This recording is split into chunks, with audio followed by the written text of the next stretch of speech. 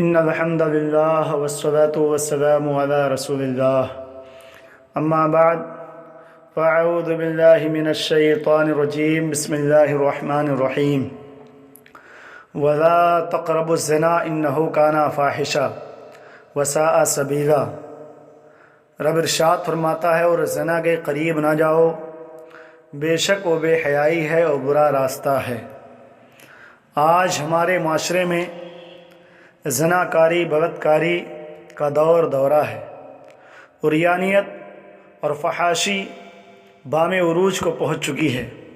آج مسلم معاشرہ اس میں بہت زیادہ کثرت سے مبتلا نظر آتا ہے، جبکہ زنا ایک ایسا جرم ہے جس کی سزا صرف دنیا میں ہی نہیں بلکہ آخرت میں بھی بھگتنی پڑے گی، بلکہ آخرت کا عذاب دنیا کے عذاب سے اور زیادہ سخت، ہولناک، کربناک، ہلاکت خیز ہے، جس کا ذکر احادیث رسول میں بھی ملتا ہے۔ حضرت سمرہ بن جندب رضی اللہ عنہ بیان کرتے ہیں، نبی کریم اپنے اصحاب سے اکثر یہ فرمایا کرتے تھے، کیا تم میں کسی شخص نے خواب دیکھا ہے؟ پھر کوئی شخص جو اللہ تعالیٰ چاہتا وہ خواب بیان کرتا۔ ایک دن صبح کے وقت آپ نے ارشاد فرمایا، بے شک آج رات خواب میں میرے پاس دو فرشتے آئے اور وہ مجھے اٹھا کر اپنے ساتھ لے گئے۔ انہوں نے ہم سے کہا کہ آپ چلیے، تو میں ان کے ساتھ چلتا رہا۔ میں نے دیکھا کہ ننگے مرد اور ننگی عورتیں ایک تنور کے مثل میں تھے۔ اس کا بالائی یعنی اوپری حصہ تنگ تھا اور نچلا حصہ کشادہ اور چوڑا تھا، اور اس کے نیچے سے آگ جل رہی تھی۔ جب آگ کے شعلے بھڑکتے تو وہ لوگ اوپر اٹھ جاتے، اور جب آگ کے شعلے کم ہوتے تو وہ نیچے گر جاتے۔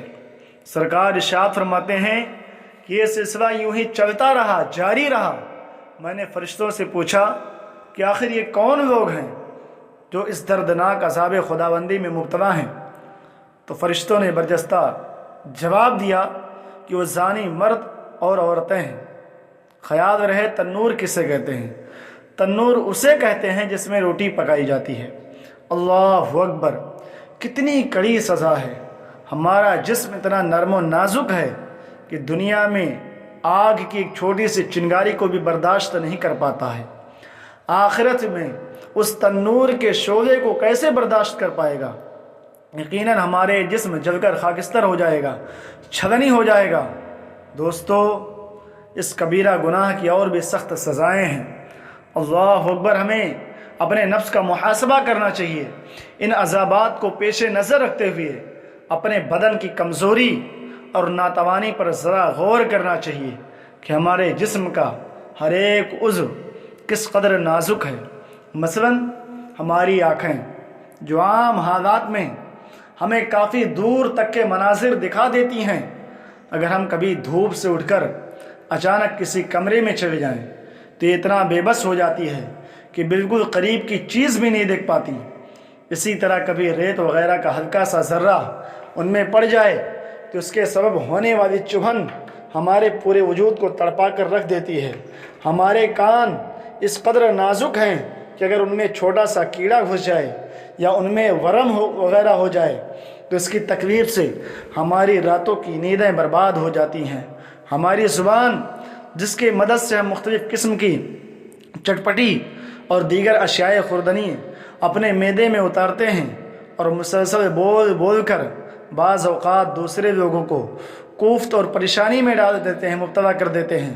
اگر کبھی ہم انجانے میں کوئی انتہائی گرم چیز کھا بیٹھیں تو اس کی حرارت ناقابل برداشت ہونے کی وجہ سے زبان پر چھالے پڑ جاتے ہیں، چنانچہ ہم کئی دن تک نہ تو کوئی ٹھوس اور مرچ دار تیکھی چیز کھا پاتے ہیں اور نہ ہی کسی سے اطمینان سے گفتگو کر سکتے ہیں، بات کر سکتے ہیں۔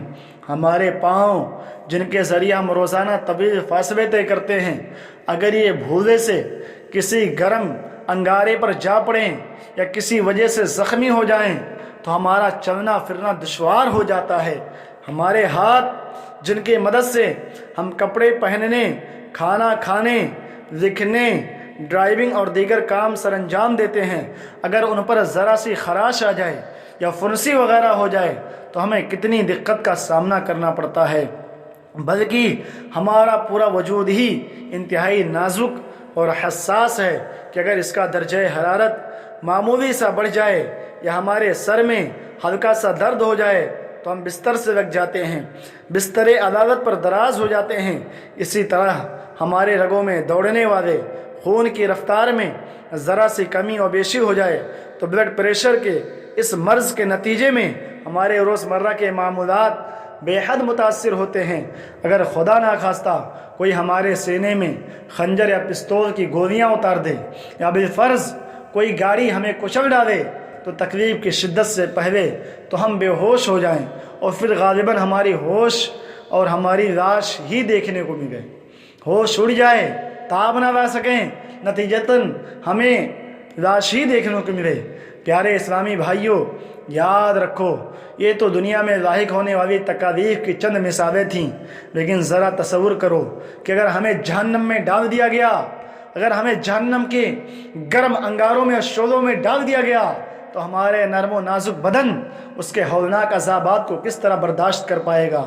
حالانکہ یہ تو اتنا کمزور ہے کہ کسی تکلیف کی شدت جب انتہا کو پہنچتی ہے تو یہ بے ہوش ہو جاتا ہے، ہوش اڑ جاتے ہیں یا پھر بے حس و بے حرکت ہو جاتا ہے، جبکہ جہنم میں پہنچنے والی تکالیف کی شدت کے سبب انسان پر نہ تو بے ہوشی طاری ہوگی اور نہ ہی اسے موت آئے گی، نہ اونگ آئے گی۔ وہ وقت کتنے بے بسی کا ہوگا جس کا تصور کرتے ہی ہمارے رونگٹے کھڑے ہو جاتے ہیں۔ کیا یہ رونے کا مقام نہیں؟ کیا اب بھی ہماری آنکھوں سے اللہ عز و جل کے خوف کے سبب آنسو نہیں نکلیں گے؟ کیا اب بھی ہمارے دل میں نیکیوں کی محبت نہیں بڑھے گی؟ کیا اب بھی ہمیں گناہوں سے وحشت محسوس نہیں ہوگی؟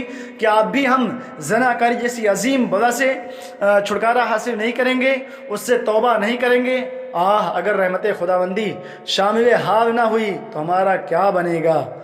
اللہ اکبر، سوچنا چاہیے۔ یا الہی ہر جگہ تیری عطا کا ساتھ ہو، یا الہی ہر جگہ تیری عطا کا ساتھ ہو، جب پڑے مشکل شہ مشکل کشا کا ساتھ ہو۔